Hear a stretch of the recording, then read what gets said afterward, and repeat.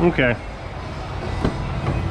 So this thing's been hanging out here, running for a little while, and I want to go ahead and pull up any HVAC related trouble codes and review the data to see if anything is standing out to me. It's still overperforming a little bit. It's what, 28 degrees right now. It should not be cooling down that far. Now this condition may be what caused the compressor to eat itself alive to begin with. So let's go ahead and pull up all of our data for the HVAC system. Let's go back into that and forward, please.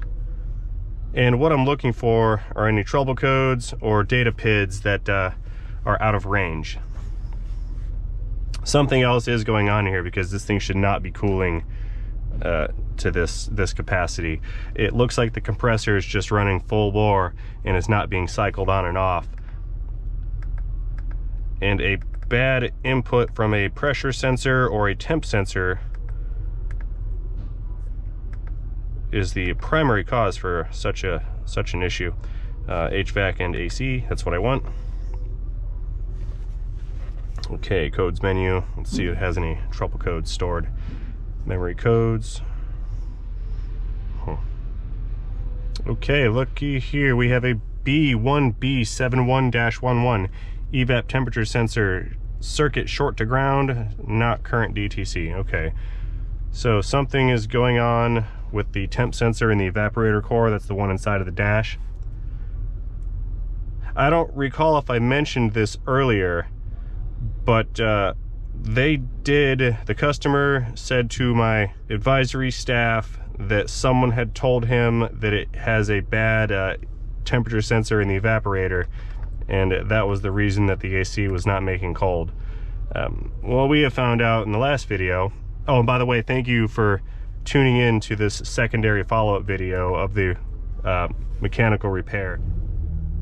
As I was saying, what we found out in the last video is that the mechanical AC system was eating itself alive, and we learned that because within the lines, the expansion valve and inside of the condenser was a bunch of black material. Now that black material is part of the internals of the compressor itself.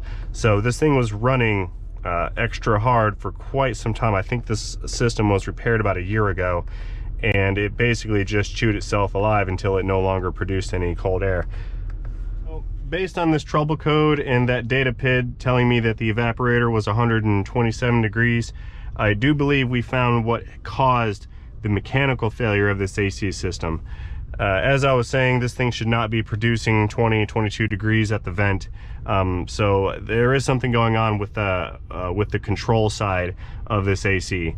If that sensor has failed or is reporting to the HVAC control module that it's over 100 degrees, it's going to command that compressor on at 100% duty cycle non-stop for eternity, and I believe that's what's happened over the past year. That being said, in order to replace that temp sensor in the evaporator core, I've got to get to the evaporator core, and that means I've got to pull the dash out to get the HVAC control box out of it. So I'll have to remove the seats, center console, steering column, dash, HVAC control box inside, split the case of the HVAC box, pull the evaporator core out, pull the temp probe out of the core, and replace it. If I were to go that route, I'm going to replace the evaporator as well, because I see no sense in installing or reinstalling an old part after going through all that work to gain access to it. What I want to do now is head over to the computerizer, and I want to pull up the wiring diagram for that temperature probe and see if there's any access that I can gain in order to electrically test that probe to determine if it's functioning or not. Although the trouble code did say short to ground, that does not actually mean that there is a short in or to ground somewhere. It could just be high resistance in the temp probe itself, and that's what's causing the trouble code to set. It simply meets the criteria for excessive resistance, and they'll just code that as short to ground or short circuit or short or open. There's a few different terminologies depending on the criteria of the failure that it monitored. So let's get out of here, power this thing down, and we will head over to the computer, pull up all data, and check out the wiring diagram. Real quick, let's just look up the labor guide on the evaporator. Yeah, not terrible. It's 6.3 hours plus 0.6, so nearly 7 hours.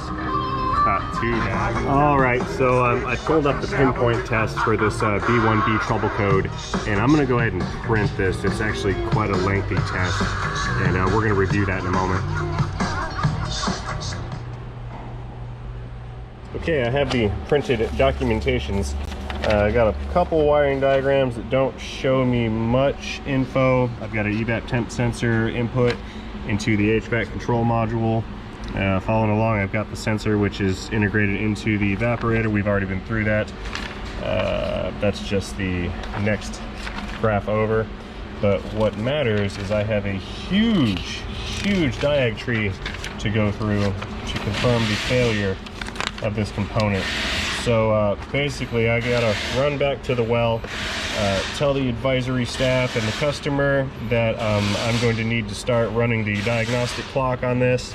I'm gonna have to pull some of the dash panels apart and run through some of these procedures here and figure out where my testing points are and go from there.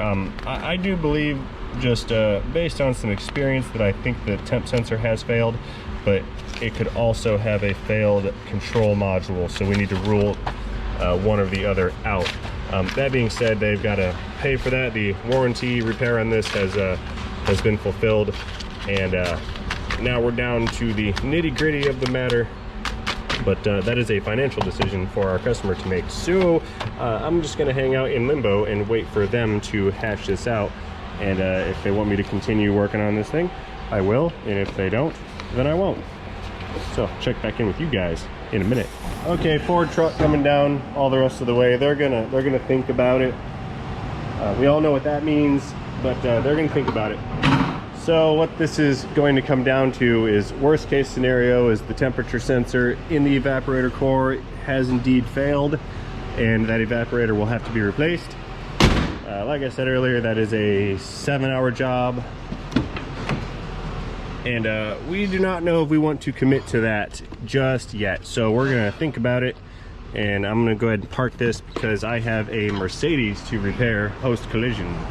The real kicker here is that if we do not replace that evaporator with the temp sensor, or at least resolve this overcooling issue, then this the compressor and the rest of the system is going to just destroy itself again, and we'll be re-warranting this job one more time. I know what you're thinking. How can you warranty a job over and over again when the underlying cause has not been fixed? And I'm with you. I would also feel disinclined to perform warranty work when we can predictably count on the fact that it's going to have a repeat failure.